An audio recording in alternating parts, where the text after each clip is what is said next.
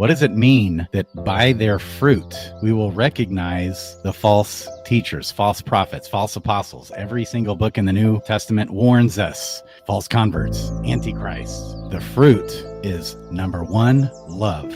This is how we recognize a false prophet. Because here's the description of them. They come in sheep's clothing, but inwardly they're ferocious wolves. In other words, they come to you in one way, but they're actually another way. By their fruit, we'll recognize who the wolves are. They come in some other ulterior motive.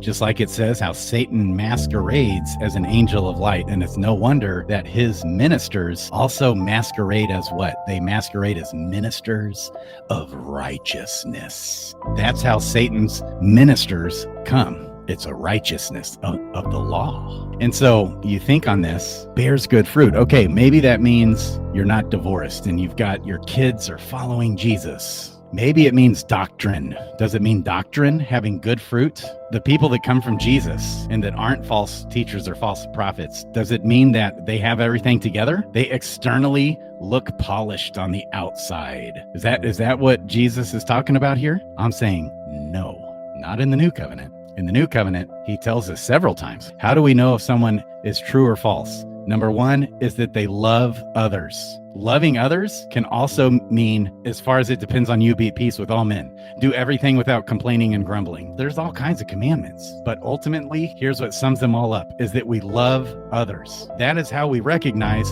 who the people of Jesus are. Jesus says in Matthew 5, I say to you that everyone who's angry with his brother is answerable to court, and whoever says to his brother, you good for nothing, shall be answerable to the Supreme Court, and whoever says you fool is in danger of the fire of hell. Therefore, if you are angry with someone and you have hatred in your heart towards someone, you're in danger of the fire of hell, is what Jesus is saying here. If you're presenting your offering at the altar, in other words, if you're wanting to follow Jesus and you're bringing an offering, like for example, this YouTube video, I'm like offering up myself to God as a living sacrifice, holy and acceptable to God. I'm not out here doing this because I want to be doing this. I'm out here doing this because I believe that God has called me to do this. And so in leaning on him, I keep thinking I'm going to go live and Jesus says, no, wait. And he's kind of puts me on the shelf, and God will do that. Maybe you go on YouTube and you're preaching. It's like an offering. Okay. But before you present your offering and you remember that a brother has something against you, leave your offering there before the altar. Go first, be reconciled to your brother,